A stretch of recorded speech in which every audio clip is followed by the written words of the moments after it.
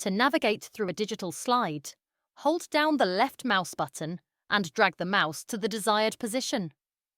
Alternatively, configured key bindings can be used to move the slide within the viewport by a fixed amount.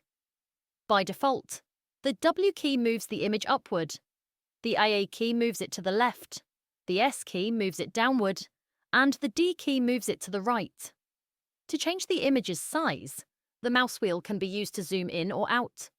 Alternatively, use the configured key bindings, which are set to the up and down arrow keys by default. The current zoom level is displayed at the top of the vertical toolbar.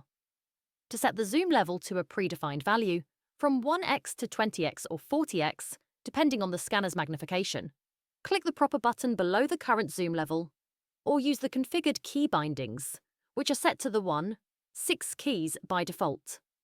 To adjust the image size so that it is fully visible within the panel, click the Fit to Screen button on the toolbar, or press the configured key binding, which is set to the F key by default.